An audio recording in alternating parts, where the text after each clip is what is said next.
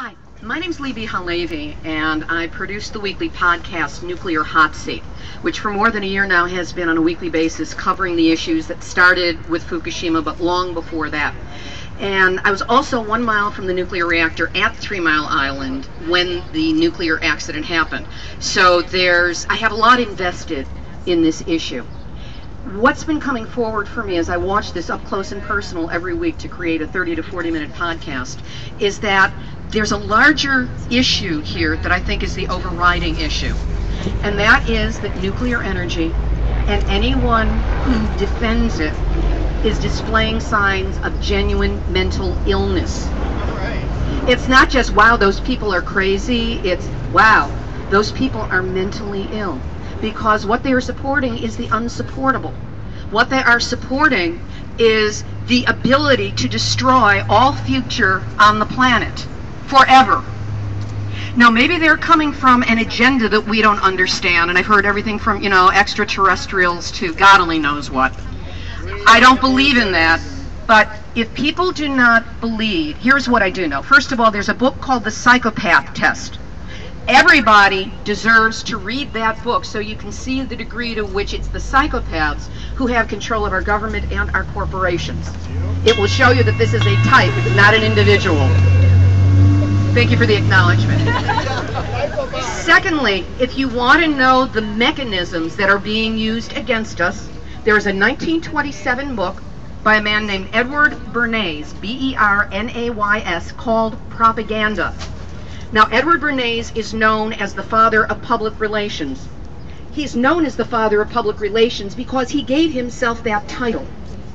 And then he codified everything that is needed to manipulate the masses into behaving and believing in a particular way. Read it.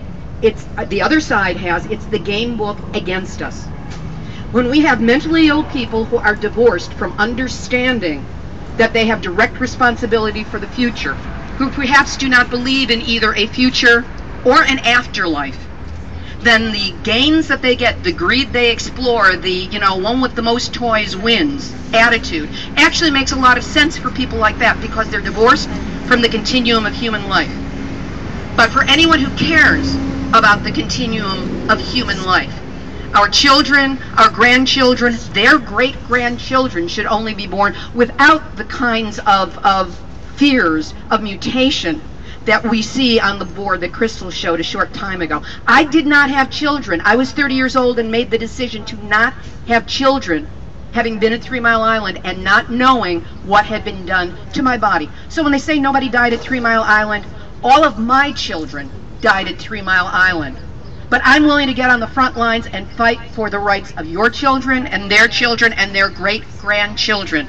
Because if we don't do this right now and stand up in every way that we possibly can, genocide will have been committed against all the peoples and all the life forms on Earth without any protest taking place. Because truly I believe that that is the battle that we are in.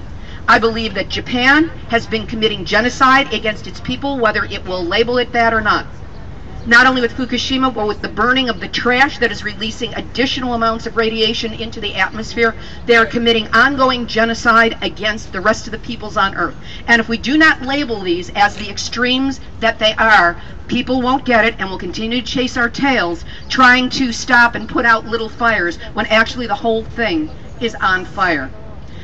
I have flyers available if you would like to know how to access Nuclear Hotseat. It's free every week. Please listen in, please contribute, because we must communicate, we must keep bonding together, and we must spread this as far and as wide as we can, because the only thing at stake is the future of life itself. Right.